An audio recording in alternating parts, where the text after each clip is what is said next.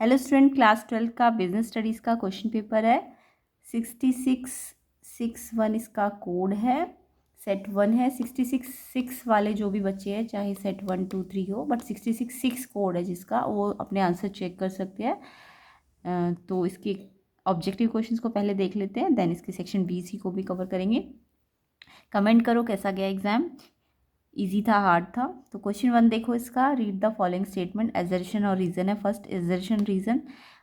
Assertion है principle of management guideline to action but not provide readymade jacket solution. Yes, ठीक है। ये real business situation are neither complex nor dynamic, ये false है।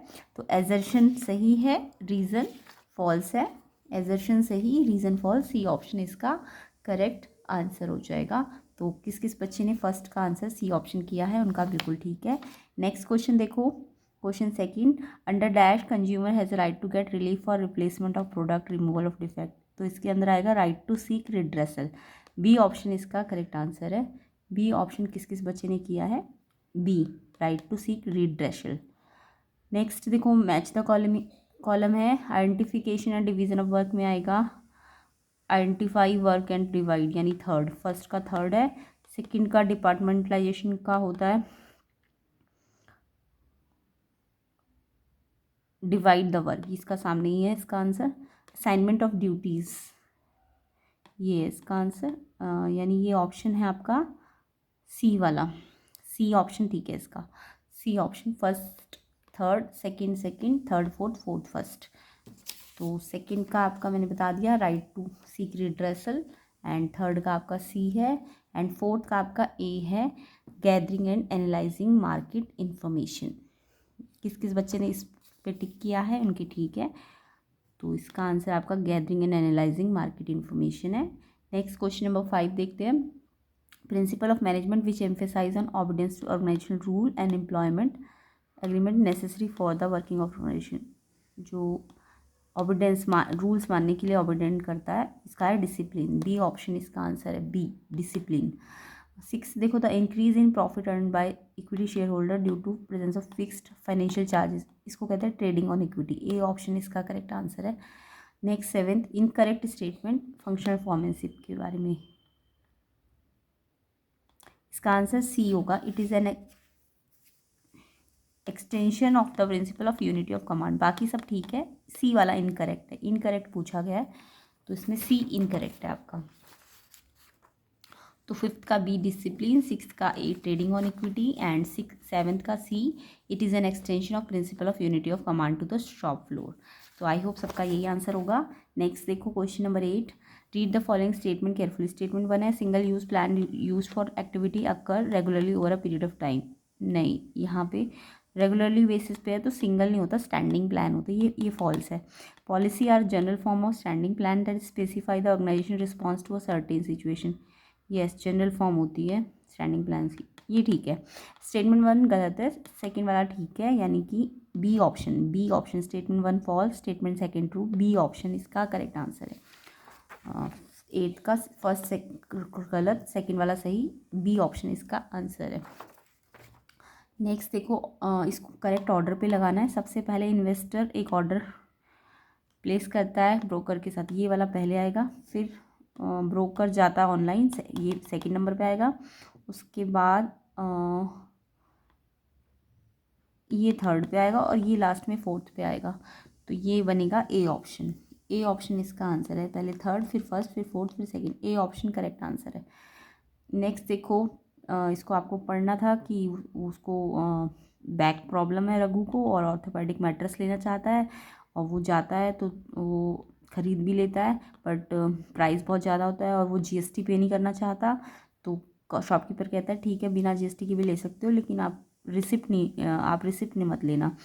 तो वो ऐसा ही करता है। बाद में उसका जो मैट्रेस है वो डिफेक्ट हो जाता है उसमें, तो वो वापस जाता है, बट वो जो रिड्रेसल उसका राइट है वो उसे नहीं मिलेगा। उसके फ्रेंड बोलता है क्योंकि तुमने रिसिप्ट नहीं ली थी, तो ऐसा क्यों। तो इसका आंसर बी है, ask for a cash memo on purchase of good and services. उसने कैश मेमो नहीं मांगा ना, क्योंकि उसने जीएसटी बचाना था, और शॉपकीपर भी उसे नहीं दिया, उसने उसको गलत सलाह दे दी। तो बी ऑप्शन इसका आंसर है। 11th देखिए, which of the following is not a limitation of planning function. Limitation नहीं है, नॉट वाला पूछा है। रिजिडिटी देती है, ये तो है। क्रिएटिविटी को कम करती है, ये भी इसकी लिमिटेशन है। डायनेमिक इन्वायरमेंट में वर्क नहीं करने देती, ये भी ठीक है। ये वाला नहीं है इसकी लिमिटेशन, नॉट वाला पूछा है। सी ऑप्शन इसका आंसर है, प्लानिंग गारंटी सक्सेस, ये इसकी लिमिटेशन नहीं है, सी ऑप्शन। तो 9th का आपको ए बता दिया, 10th का बी है ना, और 11th का सी प्लानिंग गारंटी सक्सेस, ये इसकी लिमिटेशन नहीं है, नॉट वाला पूछा है। 12th देखो, seeing the increasing demand, automobile की डिमांड बढ़ रही है, government of impose high duty, तो कौन सा एनवायरनमेंट है बिजनेस का, तो यहाँ गवर्नमेंट का रोल है ना, तो इसलिए ये पॉलिटिकल एनवायरनमेंट है, ए ऑप्शन। 13 इनकरेक्ट, इसमें भी ढूंढना था किसके बारे में, डायरेक्टिंग के बारे में। तो इनिशिएट करता है एक्शन, ये ठीक है। स्टेबिलिटी लाता है, ये भी ठीक है। चेंजेस करवाता है, जो भी चेंजेस चाहिए उनको फैसिलिटी देता है, यस ये भी ठीक है। ये गलत है, establish standard for controlling, D option इसका इनकरेक्ट है। इनकरेक्ट वाला पूछा है आपसे, डी ऑप्शन है। तो 12th का आपका ए पॉलिटिकल एनवायरनमेंट, 13 का डी, ये इनकरेक्ट वाला पूछा है, it establish standard for controlling. Next देखो 14 assertion reason, A buyer buy product और service for what it does for him और बेनिफिट इट प्रोवाइड, यस बिल्कुल ठीक है, इसलिए बाय करता है। और कस्टमर के पॉइंट ऑफ व्यू से प्रोडक्ट एक बंडल है जिससे उसको परचेज करने पे सेटिस्फेक्शन मिलता है, यस इसी रीज़न से तो वो बाय करता है, तो ये रीज़न एक्सप्लेन भी कर रहा है। एजर्शन भी ठीक है, रीज़न भी ठीक है, एक्सप्लेनेशन भी ठीक है, ए ऑप्शन आंसर है 14 का। नेक्स्ट देखो 15, यहाँ पे एक कार इको फ्रेंडली प्रोडक्ट्स बनाने की मैन्युफैक्चरर कंपनी है, और वो उनको कुछ मैनेजमेंट से रिलेटेड और प्रोडक्शन से मार्केटिंग वगैरह से रिलेटेड क्या है, कुछ प्रॉब्लम्स आ रही है, कॉन्फ्लिक्ट चल रहे हैं, कन्फ्यूज़न वगैरह।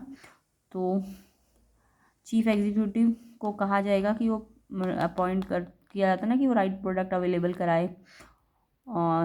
तो कौन सा कन्फ्यूज़न और कॉन्फ्लिक्ट के लिए क्या रिजॉल्व करने के लिए कौन सी चीज़ चाहिए, तो कंसेप्ट ऑफ मैनेजमेंट पूछा है, तो कंसेप्ट में आएगा यहाँ पे देखो, कॉन्फ्लिक्ट्स एंड कन्फ्यूज़न है तो कोऑर्डिनेशन करवाना पड़ेगा, कोऑर्डिनेशन, बी ऑप्शन इसका आंसर है। 16 स्टेटमेंट 1 प्लानिंग कंट्रोलिंग, दोनों बैकवर्ड लुकिंग और फॉरवर्ड दोनों, आज का भी देखते हैं कल का भी देखते हैं, यस बिल्कुल ठीक है। स्टेटमेंट 2 प्लानिंग प्रिस्क्रिप्टिव होती है, कंट्रोलिंग इवैल्यूएटिव होती है, यस ये भी ठीक है, दोनों ठीक है, दोनों ठीक है, यानी सी ऑप्शन इसका आंसर है।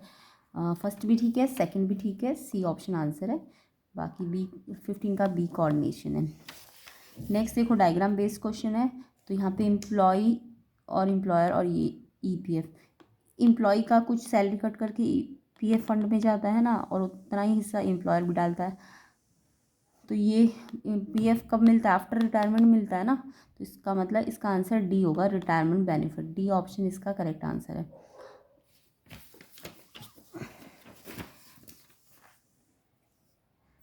$1.25 करोड़ का उसने 3 बेडरूम फ्लैट लिया है, 20 लाख पे किया, 80 लाख बाद में पे किया, 25 लाख अभी पे होना बाकी था, बट कंस्ट्रक्शन वर्क डिले हो गया, और फिर उसने कहा कि रिफ़ंड करो, तो उसने मना कर दिया जो प्रोजेक्ट डेवलपर थे। तो कौन सा रिड्रेसल एजेंसी, यहाँ की रिड्रेसल एजेंसी के पास जाएगा वो अपने राइट के लिए, रामू, तो वो क्योंकि उसने अभी थोड़ा अमाउंट पे नहीं किया ना, तो डिस्ट्रिक्ट कमीशन के पास जाएगा, ए ऑप्शन इसका आंसर है। तो 17 का डी रिटायरमेंट, 18 का ए डिस्ट्रिक्ट कमीशन। नेक्स्ट देखो 19, which of the following is the regulatory function of security and exchange board of India, regulatory function of security and exchange board of India, registration of broker and sub broker and other player in market, A option इसका answer है, 19 का answer A option हो जाएगा। Next देखो 20, alpha manufacturing एक company है जो high quality car spare parts बनाती है, और डिफेक्ट रेट आ रहा है उनका 1000 में से 10 जो पीस है वो डिफेक्टिव है, और अगर वो अपना डिफेक्ट रेट को कम नहीं कर पा रही है, तो कौन सा स्टेप वो लाइक कंट्रोलिंग प्रोसेस का, जिससे वो कौन मतलब जब वो रिड्यूस नहीं कर पा रहा तो उसे कौन सा स्टेप लेना चाहिए, तो उसे टेकिंग करेक्टिव एक्शंस लेनी चाहिए, ए ऑप्शन इसका आंसर है। क्वेश्चन 20 का आंसर ए ऑप्शन है, करेक्टिव एक्शन। कमेंट करना सारे बच्चे कितने सही है आपके एमसीक्यूज क्वेश्चन में से। नेक्स्ट पार्ट में हम इसके बचे हुए सेक्शंस को कर लेंगे। एंड अदर सेट्स के लिए आप प्लेलिस्ट को चेक कर लेना, लिंक डिस्क्रिप्शन में है। आई होप एग्ज़ाम अच्छा गया होगा। सारे बच्चे बताना ऑब्जेक्टिव में से कितने सही है आपके। एंड वीडियो को ज़्यादा से ज़्यादा शेयर कर देना, लाइक कर देना, एंड चैनल में नए हो तो सब्सक्राइब भी कर देना।